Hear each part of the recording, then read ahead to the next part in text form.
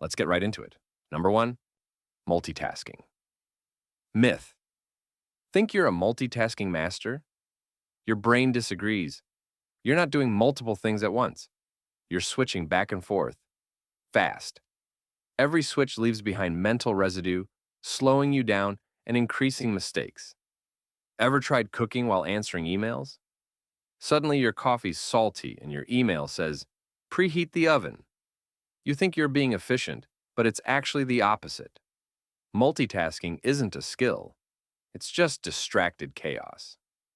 Number two, birth order doesn't define.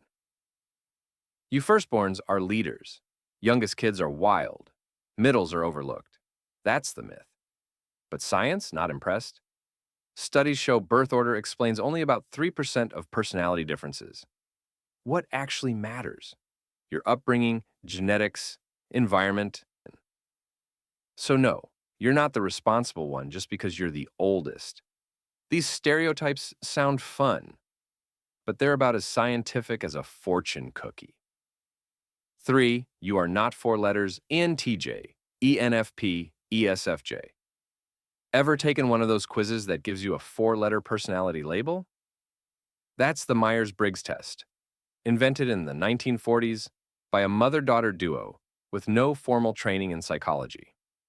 It forces you into either-or categories, like extrovert or introvert, even though most people are somewhere in between. Take the test twice, you might get different letters.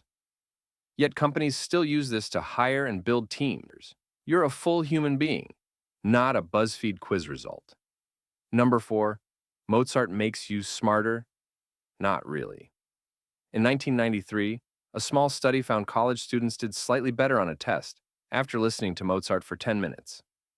That's it. But the media turned it into, Mozart makes you a genius. Soon, parents were blasting classical music at unborn babies, hoping for baby Einsteins. Truth is, the effect lasted 15 minutes, and it wasn't unique to Mozart. Any stimulating activity can cause a temporary brain boost. It's like a mental cup of coffee, not a lifelong upgrade. So, unless your baby really loves sonatas, no need for the belly headphones. 5. Grief isn't a checklist. You've probably heard of the 5 stages of grief: denial, anger, bargaining, depression, acceptance. But here's what most people miss. That model was for people facing their own terminal diagnoses, not those mourning a loss. Somehow it got turned into a one-size-fits-all map for grief. But grief isn't that tidy. One day you're laughing, the next crying over a random song. It's not linear, it's not staged. It's emotional whiplash. There's no right way to grieve, and there's definitely no checklist. 6. Anger venting doesn't help. Screaming into a pillow, punching something soft, feels like a release, right?